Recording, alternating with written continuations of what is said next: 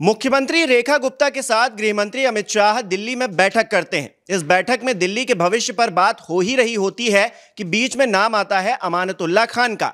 वहीं अमानतुल्लाह खान जो दिल्ली में बांग्लादेशियों के मददगार बने बैठे हैं, इसके सबूत भी दिल्ली पुलिस के पास मौजूद हैं और जल्द ही अमानतुल्लाह खान अपने किए की सजा भुगतेंगे, क्योंकि अब तो उनके सरकार का राज भी दिल्ली में नहीं है।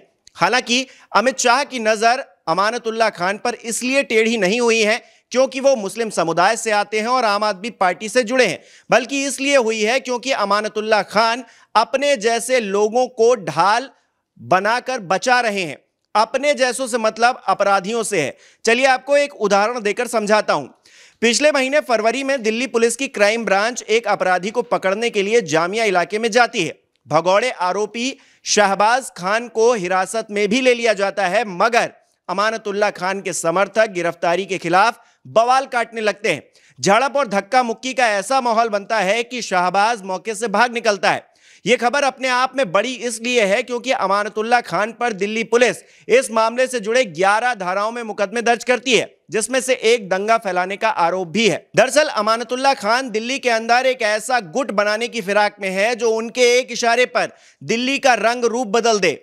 केजरीवाल की सरकार रहते यह काम बड़ी ही आसानी से हो रहा था, लेकिन अब दिल्ली में बीजेपी की सरकार आ गई है। बांग्लादेशियों को संरक्षण देने के नाम पर अमानतुल्लाह खान जिस साजिश को बुन रहे थे, उस पर ब्रेक लग चुका है। मासूमों जैसा व्यवहार करने लगे हैं। लेकिन यही अमानतुल्लाह खान तिहाड़ की रोटी खाकर आए हैं। उनकी कुंडली काफी विवादास्पद है। ओखला विधानसभा सीट से विधायक अमानतुल्लाह खान उस इलाके से आते हैं जहां सीएए को लेकर मुसलमान आर पार की लड़ाई के लिए सड़क पर बैठ गए थे और वो तैयार थे कि कुछ भी कर देंगे। आम आदमी पार्टी में अमानतुल्लाह खान बड़े मुस्लिम चेहरे के तौर पर जाने जाते हैं। केजरीवाल भी उनके आगे मजबूर नजर आते हैं, क्योंकि अमानतुल्लाह और कुमार विश्वास के बीच में जब झगड़ा हुआ तो उन्होंने अमानतुल्लाह खान को चुना, कुमार विश्वास को नहीं।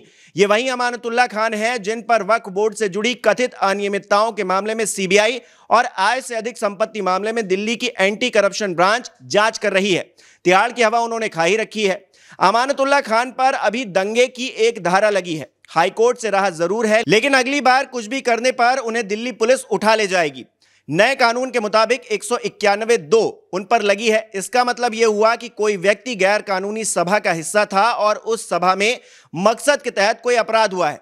कानून के मुताबिक वो दोषी ठहराया जा सकता है। 2022 में जब शाह के आदेश पर बुलडोजर कार्रवाई हो रही थी, उस दौरान भी अमानतुल्लाह खान ने केजरीवाल की शह पर उछल कूद करने की कोशिश की थी। तब उन्हें और उनके साथियों को जेल में डाल दिया गया था।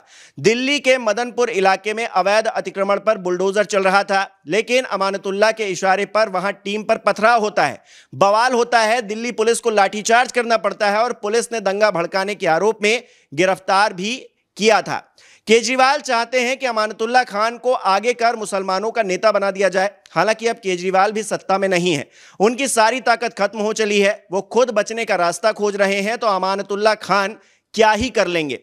दूसरी ओर अब्बा की राह पर चलते हुए अमानतुल्लाह के बेटे अनस के गुनाहों की लिस्ट भी लंबी होती जा रही है। नोएडा पेट्रोल पंप कांड हो या फिर दिल्ली पुलिस से पापा के एमएलए होने की धौंस, कानून तोड़ना अनस का नया शौक बन चुका है। लेकिन कहते हैं कि जब घड़ा भर जाता है तो छलकने लगता है, और आज अनस के पाप का घड़ा भी भरा हुआ नजर आता है।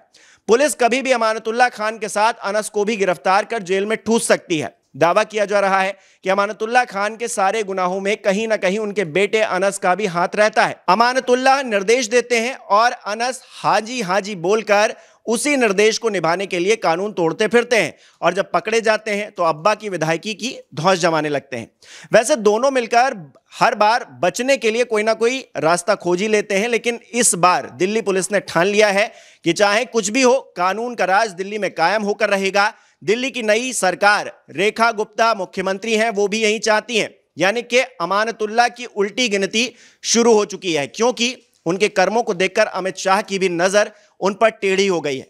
कहते हैं कि बीजेपी के राजनीतिक रास्ते में अगर कोई नेता आता है तो बीजेपी उसको अपने हिसाब से ठीक करती है। अमानतुल्लाह खान के साथ भी क्या ऐसा ही होगा? ये समझने के लिए थोड़ा देश भर के मुस्लिम नेताओं पर जो एक्शन हुए हैं उसे देखना पड़ेगा। पश्चिम यूपी में बीजेपी कमजोर थी। आजम खान से लेकर संभल तक का उदाहरण है। मुख्तार अंसारी और अतीक का उदाहरण है। हालांकि मुख्तार और अतीक की तरह अमानतुल्लाह कोई डॉन नहीं है, लेकिन आजम खान की तरह राजनेता जरूर हैं जो बीजेपी और शाह के रास्ते का रोड़ा बने हुए हैं। अमानतुल्लाह खान भी इस बात को जानते हैं कि दिल्ली में कोई मुसलमान उनका नेता हो, ऐसा भी नहीं है। ओवैसी पैर जमाने का पूरा प्रयास कर रहे हैं, पर अमानतुल्लाह अपनी जमीन का विस्तार करने में लगे हुए हैं। यही कारण है कि वो हत्या के आरोपी को बचाने के लिए शाह की पुलिस से भिड़ जाते हैं। अब शाह को चैलेंज करने वाला नेता क्या इस वक्त जेल से बहुत दिनों तक बाहर रह सकता है? आपको लगता है? सत्ता की ताकत से जो टकराता है वो बहुत बुरी तरह से घिर जाता है। अमानतुल्लाह खान अगर ये बात नहीं समझ पा रहे हैं तो उनके हाथ में हथकड़ी होगी और तिहाड़ में कई सालों का सफर। आपको क्या लगता है? कमेंट करके बताइए।